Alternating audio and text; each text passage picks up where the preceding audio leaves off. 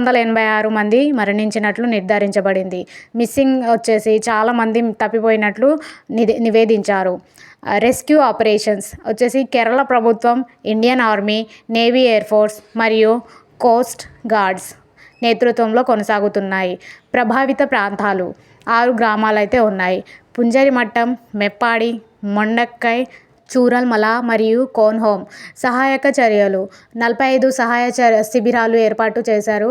4000 మందికి పైగా వసతి కల్పించారు. ద్రవ్య సహాయం రాష్ట్ర ప్రభుత్వాలు, కార్పొరేట్ ఎన్జిఓలు మరియు వ్యక్తులు విరాళంగా ఇచ్చే నిధులు. నైరుతి భారతదేశంలోని ఒక రాష్ట్రమైన కేరళ భౌగోళిక మరియు వాతావరణ కారణంగా ప్రకృతి వైపరీత్యాలకు గురవుతుంది. కేరళ విపత్తును ఎదుర్కోవడానికి కొన్ని కారణాలు అయితే తెలుసుకుందాము. భూగోళ శాస్త్రం అనగా కేరళ భూకంపం చురుకైన ప్రాంతాల్లో ఉంది. పశ్చిమ కనుమలు పర్వత శ్రేణి దాని తూర్పు సరిహద్దుల్లో ఉంది. ఇది కొండ చర్యలు విరిగిపడటం, భూకంపాలు మరియు వరదలకు రావడానికి గురవుతుంది. భారీ వర్షపాతం అనగా వర్షాకాలంలో జూన్ నుండి సెప్టెంబర్ వరకు కేరళలో భారీ వర్షాలు కురుస్తాయి. ఇది ఆకస్మిక వరదలు, కొండ చర్యలు విరిగిపడటం మరియు నేలకోతకు దారితీస్తుంది. తీర ప్రాంతం అనగా కేరళ ఒక పొడవైన తీర ప్రాంతం. దీనిని తుఫాను మరియు సముద్ర మట్టం పెరుగుదలకు గురి చేస్తుంది. వాతావరణ మార్పులు అనగా పెరుగుతున్న గ్లోబల్ ఉష్ణోగ్రత, అధిక వర్షపాతం, అనావృష్టి మరియు హీట్ వేవ్స్ వంటి మరింత తరచుగా మరియు తీవ్రమైన వాతావరణ సంఘటనకు దారితీస్తుంది. అటవీ నిర్మూలన మరియు భూమి క్షీణత అనగా విస్తారంగా అటవీ నిర్మూలన మరియు భూమి క్షీణత కొండ చర్యలు విరిగిపడటం మరియు వరదల వంటి ప్రమాదాలను పెంచాయి. జనాభా పెరుగుదల మరియు పట్టణీకరణ వేగవంతమైన జనాభా పెరుగుదల మరియు పట్టణీకరణ వలన వరద మైదానాలు, చిత్తడి నేలలు మరియు కొండలపైకి ఆక్రమణకు దారితీశాయి. విపత్తుకు గురయ్యే కారణం అయ్యాయి. వృద్ధాప్య అవస్థాపన అనగా డ్యామ్లు, రోడ్లు మరియు వంతెనలు వంటి కేరళ మౌలిక సదుపాయాల వృద్ధాప్యం మరియు తరచుగా తీవ్రమైన వాతావరణ పరిస్థితులను తట్టుకోలేవు.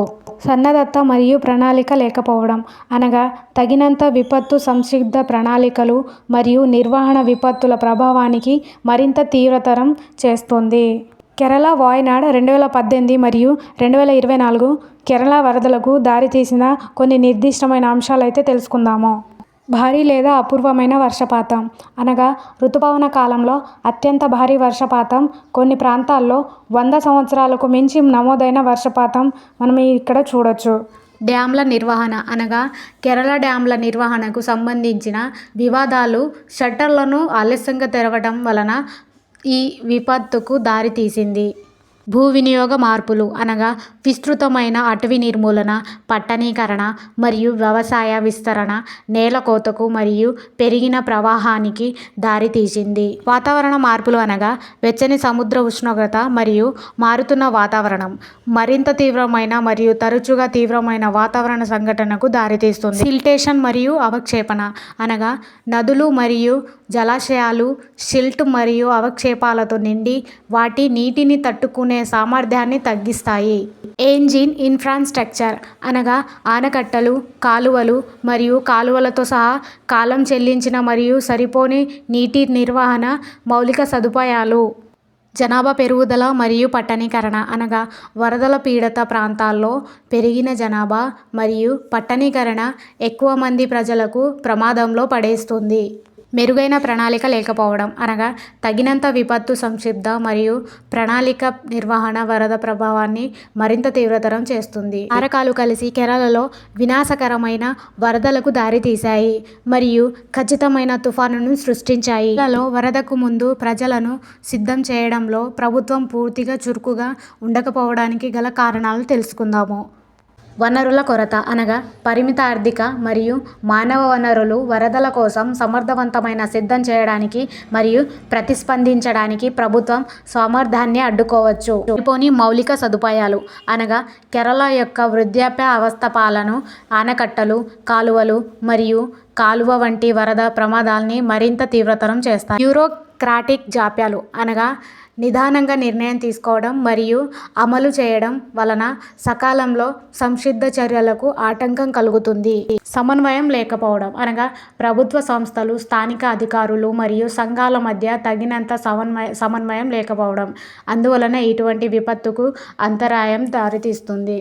పరిమిత ప్రజా చైతన్యం అనగా సరిపోని ప్రజా విద్య మరియు అవగాహన ప్రచారాలు కమ్యూనిటీలు వరదల కోసం సిద్ధంగా ఉండవు. రాజకీయ కారణాలు అనగా రాజకీయ ప్రాధాన్యతలు, ఎన్నికలు మరియు ప్రభుత్వంలో మార్పులు వరద సంక్షిప్తం నుండి దృష్టిని మరియు వనరులను మళ్లించగలవు. వాతావరణ మార్పు అనగా వాతావరణ మార్పుల కారణంగా పెరుగుతున్న తరచుదనం మరియు తీవ్ర వాతావరణ సంఘటనల తీవ్రత ప్రభుత్వాలను పట్టిపీడుస్తుంది. స్వల్పకాలిక పరిష్కారాలపై ఆధారపడటం అనగా దీర్ఘకాలిక ఉపశమనానికి బదులుగా స్వల్పకాలిక పరిష్కారాలపై దృష్టి పెట్టడం మరియు అనుసరణ చర్యలు కమ్యూనిటీలకు హాని కలిగించవచ్చు. కమ్యూనిటీ ప్రమేయం లేకపోవడం అనగా వరద సంసిద్ధ మరియు ప్రణాళికలో స్థానిక సంఘాల తగినంత ప్రమేయం లేకపోవడం యాజమాన్యం మరియు జవాబుదారీతనం లోపాల్ని దారితీస్తుంది. తగినంత ముందస్తు హెచ్చరిక వ్యవస్థలు అనగా ప్రమాదం వస్తుంది అని తెలుసుకొని అక్కడ ఉన్న ప్రజలకు సురక్షితమైన ప్రాంతాలలో తరలింపు చేయడము మరియు హెచ్చరిక చేయడము, ముందుగా ప్రమాదం వస్తుంది అని వాళ్ళకి తెలియజేయడము, ఇటువంటి ప్రమాదాలకు దారి తీయకుండా ఉండేది. సో ఫ్రెండ్స్, దీని కేరళ వయనాడ్ కొండ చర్యలు విరిగిపడడము, ప్రమాదం జరగడము, ఈ ఘటనలు మీకు ఈ ఇన్ఫర్మేషన్ ఎంతో కొంత తెలిసింది అని అనుకుంటున్నాను ఫ్రెండ్స్. సో వీడియో కనుక నచ్చినట్లయితే మన ఛానల్ని లైక్ చేయండి, షేర్ చేయండి అండ్ సబ్స్క్రైబ్ చేసుకోండి. సో వీడియో ఎలా అనిపించింది? సో ఇందులో ఇన్ఫర్మేషన్ మీకు ఎంతో కొంత తెలిసింది